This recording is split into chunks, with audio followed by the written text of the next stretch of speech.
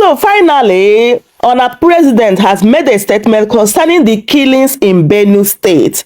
Like, as far as Nigeria government keep rehabilitating or calling the terrorists repentant terrorists, like what is happening to them when it comes to insecurity in Nigeria is going to get worse. A lot of people have come out and said that the terrorists are supposed to be treated like terrorists, not to rehabilitating them or calling them repentant Boko Haram. So Tinubu made a statement telling the governor of Benue State to go and reconcile with the terrorists, like to go and negotiate with them. My people, have you ever had a thing like this, as negotiating with the terrorists? This is the people that are buying your own citizen, and they want to go and reconcile with them. My people, how did we get here? Things have already gotten out of hand. What a country.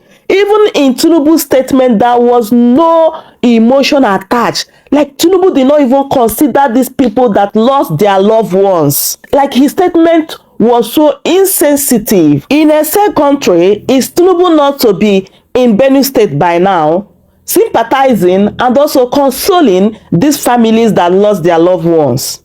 But look at his statement. What a country. Let me allow you guys to take a look and hear what Rufai have to say concerning the killings in Benue State, as well as other things that are happening in Nigeria. Nigeria is bleeding, my people. Nigeria is at war. Couple of things, Vimbai, thank you so much. Number one, I feel very sad this morning about Benue. And I must have to repeat, it is another one too many in our country. And when will all of this disaster end in Benue? And what would our leadership do about it? President Tinubu, it's not just about statements and telling the governor to go settle and instructing security agents. It's about being on ground the very first day. President Tinubu, you tweeted when we had our Boko Haram problems, when Goodluck Jonathan was president, that the buck stops with the commander-in-chief. We are repeating those your tweets to you today. What are you going to do about Benue? Over 200 people killed in that way and manner. People burned to death. I thought the other day the military said that they had deployed and now their theater of command will be at Benue to be able to forestall crises like this. So why do we still have crises like this? And for the security agents, I know you had to protect life and property, but disrupting the protesters for protesting peacefully about the killings of their people, is that the way to go? Do you think those protesters would just love to come out and protest if their people are safe and sound? The Pope made a prayer for Benue, and that beamed the searchlight of the world on Benue. A lot of killing. We've not sorted it out. I think we should focus on Benue. I think we should not remind President Tinubu to at least visit the people there and give them succor. I want to focus on Benue this morning because I don't want to focus on the aberration our politicians are doing, that they are more concerned about endorsements and coalition ticket between President Tinubu and Kashim Shettima when Benue is burning. This is an indictment on our politicians that all they have constantly talked about this week is about endorsing President Tinubu for 2027.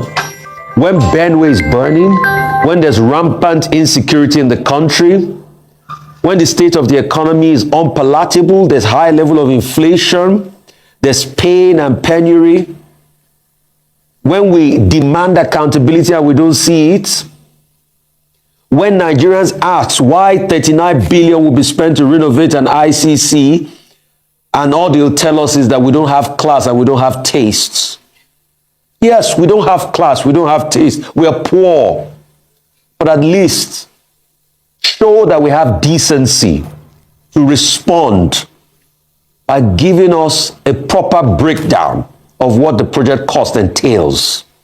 That's just all we want with accountability. So my focus is on Benue this morning. I don't want to spare my thought talking about politicking and politicians trying to think of the next election. When Benue is on fire, dreams will never come back, people will never come back home, people are dead and gone forever because their country failed them. Anyway, I'm not surprised that politicians are thinking of the next elections, because leaders think of the next generation and politicians will always think of the next election. After the next election, what will happen to Benue?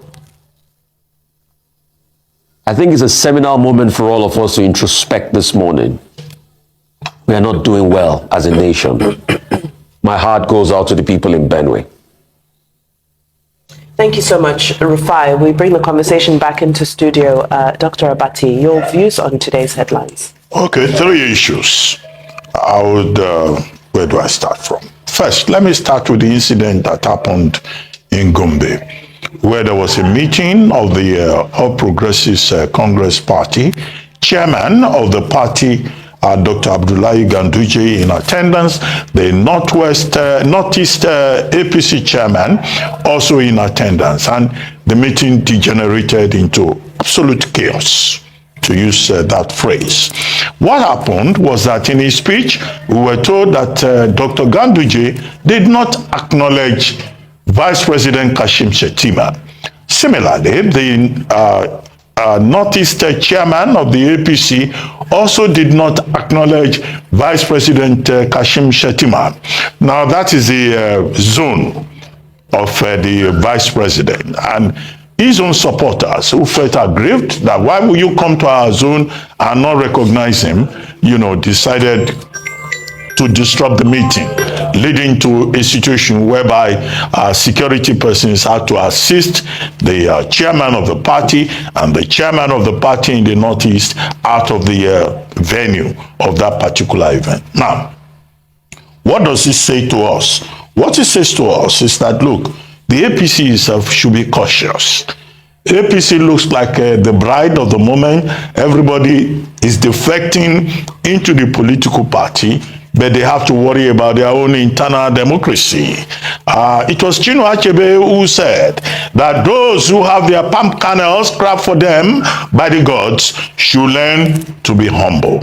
And I think that even as the APC keeps expanding as a political party, it should be cautious with issues of its own internal politics and dynamics. However, they will say, after a fashion, that, it's a family affair. There is nothing, it's in the nature of politics for people to disagree. But if we place this in an historical context, many will remember that ahead of the 2003 election, this was how President Olusegun Obasanjo, who was president at the time, in the build-up to the 2003 election, his own supporters refused to mention the name of Waziri Adamawa Atiku Abubakar, who was his vice president. In fact, there were rumors that he was not going to run with him in the 2003 general elections, that he was going to choose another person. That, wrong-footed the PDP, leading to a situation whereby Atiku Abubakar decided that, he will go on his own. And he got some governors to support him. It was an issue for the People's Democratic Party. Well, President Obasanjo and his vice, they found a way of resolving the matter. They now both went into the election together, 2003, 2007. But Nigerians suffered because of the seeds of discord that have been sown in the People's Democratic Party at that time. And yet, the second time of President Obasanjo, it was division in the villa. I must have written about 15, articles, about a whole series on what I termed at the time Bole Kaja presidency, as I documented, that crisis. History along those lines should not be allowed to repeat itself.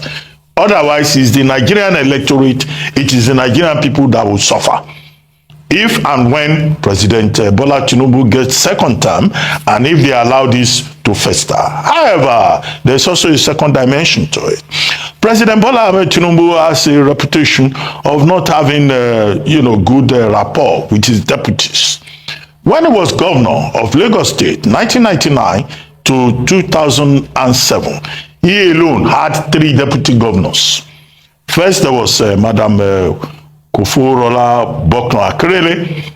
After him, we had, after her, we had Mr. Femi Pedro, who came in, I think, 2003. Mr. Pedro, he also did not complete his term. 2003, I think around May or so, we had another deputy governor, Chief, what's his name now? Ogunleye, I think that's his name, Abiodun Ogunleye. So within a space of 8 years, Governor Tinubu, as he then was, had 3 deputy governors. I don't think that tradition, that habit, should be taken to the national level. The argument in the stories that I read is that, maybe for the second term, President Tinubu will try a Christian to have some kind of balance. Well, he should pay more attention. He's a veteran politician. He's a master strategist. To learn, to pay attention to the implications and try to learn from history. In my own estimation, I think Vice President Shetima has been very loyal, has been very committed, and has been very productive. But I'm not part of their internal dynamics, but this is just my own observation. Dangote. The Dangote refinery group has published wraparound adverts today in most of Nigerian newspapers to make a very historic, revolutionary announcement. Yes, media houses will be happy. They will make a lot of money. They will smile to the bank. Their bank balance will be further fattened. However, the major issue is about the content of that advert.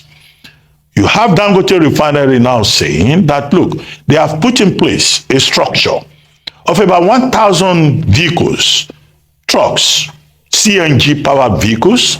They are also building about 100 CNG stations all over Nigeria to make it easier for finished products, whether it's fuel, PMS or gas, to get to the end users.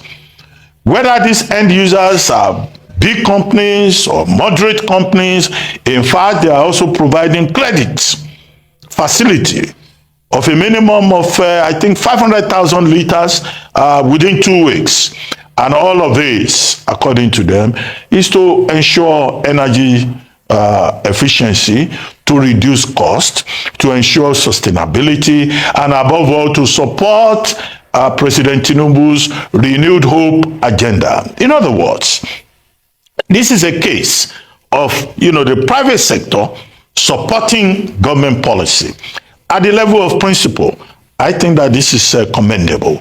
At the level of the objective of also promoting clean energy, okay, they are selling fuel, they are selling gas, but they are also going to, provide CNG vehicles, provide CNG stations. Well, from what I have read, I think that, this is an important development to the extent that it will make life easier, even for telecom operators.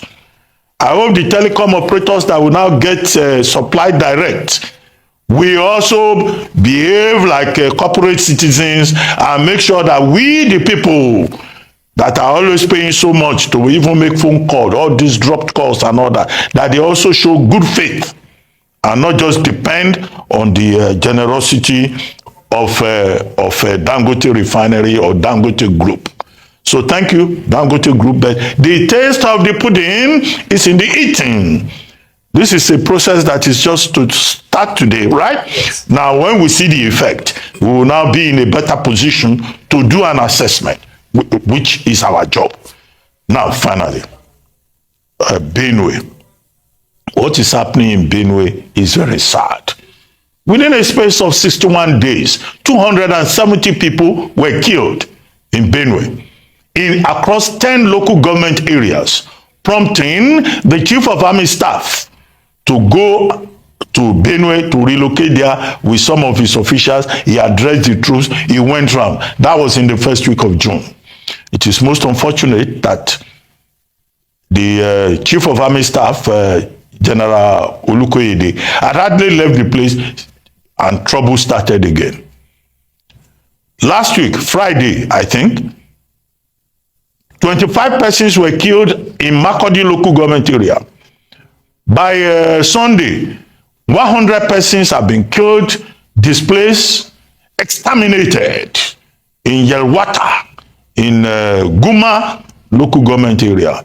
The situation in Benue, if you cost it, 270 people killed, another 125 persons killed. You know, what they have in Benue State is a complete state of anarchy. And I think that the Nigerian government has a responsibility to ensure peace, not just in Benue, but in all parts of this country. After all, the Constitution of Nigeria, Section 14, sub 2 thereof, says that the security and the welfare of the people shall be the responsibility of government. Shall. It's not a matter of opinion. Shall. It is obligatory. The same Constitution talks about the right to human dignity. The same Constitution talks about right to life. Now in Benue State, people have been denied all these rights, whether under Chapter 2 or Chapter 4 of the Constitution. So it's a matter of urgency, emergency. I'm not saying they should go there and declare state of emergency. I'm just saying that this is an issue of urgent national importance. We have had Father Hyacinth Talia, the governor, on this program before.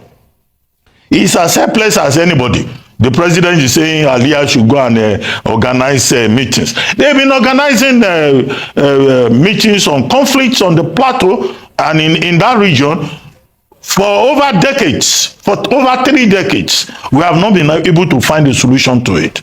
So the Nigerian government has a responsibility to address this problem, whatever it takes.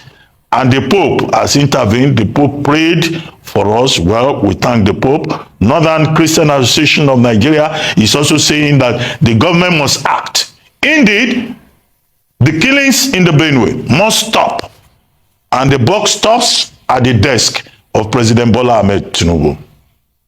Absolutely. It is concerning to see some of the statements that almost seem to create a degree of distance between the commander-in-chief of the defense forces and the governor of the state. And this time that we feel that there should be a unified front. This is not a time for us to debate about whether this is the federal responsibility or whether this is a state or a governor's responsibility. This is a time for urgent action. Now, when you look at the international headlines, it's devastating to read about it. And it's unfortunate that it often takes international headlines for us to be shocked into some type of urgent action.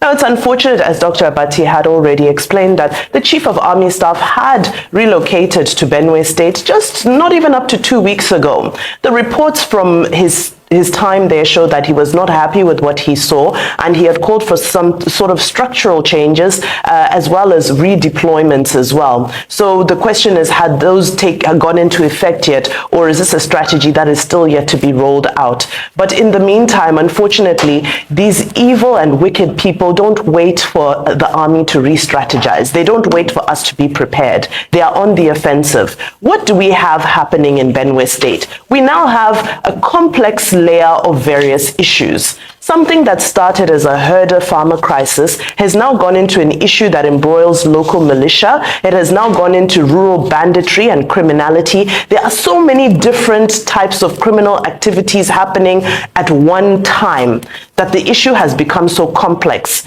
In 2018, the government had introduced the Operation World Stroke. Now, this operation involved multiple agencies to try and tackle the issue, and it did, to a degree, reduce some of the attacks that we had seen. But what were some of the issues? Some of the issues that led to us seeing some sort of limited result in the outcome of this operation is the fact that when people are arrested, we are not seeing efficient prosecution of suspects. We're not seeing efficient rehabilitation of those who have been displaced by this crisis. We're not seeing a continued, sustainable, steady enforcement once the military operation is over. So it's one thing for us to treat the symptoms. There are killings now, and the army will move in for the moment. That's treating the symptoms. But what are the systematic issues that are underlying that need to be addressed so that there can be a sustainable solution to this issue? We know that at the very core of this is issues surrounding climate change. We know that at the very core of this is issue of a fight over resources. Because it's only when you have a fight over resources, a fight over land, a fight over the means of production, that you now have it going from being an ethnic conflict to even being a criminal conflict. Because people are poor, and those evil agents amongst the people will resort to criminality. There was a senior advocate of Nigeria who had written to the president a couple of weeks ago, Sebastian Hon. Now, while I don't agree with him because he was calling for a state of emergency, what was insightful in his letter is that he seemed to have predicted what we just saw happen this weekend, because he said some traditional rulers had been calling for the removal of certain groups of people from certain lands, and he had sounded the alarm that there are retaliatory attacks that are loading very soon. So some people say that the Chief of Army Staff had moved into Benue State in response to this alarm that was sounded by the senior advocate of Nigeria. But unfortunately, he's saying that it seems that the strategies at the moment are disjointed and a little bit confusing. There's another operation at play as well called the Operation Planning Cadre. And the SAN was saying that all these different operations, and we're not sure who is being targeted and what is being targeted, and we're not feeling the impact of it. So in all of this, I think the real call is for us not to play the blame game, not to see this distance between the federal and the state. It needs to be one unified body that now comes together to see how we can provide succor and respite for the people of Benue State urgently and without further escalation and without further loss to life. Again, we do commiserate with the people of Benue State, and we pray that the killings are brought to an end immediately.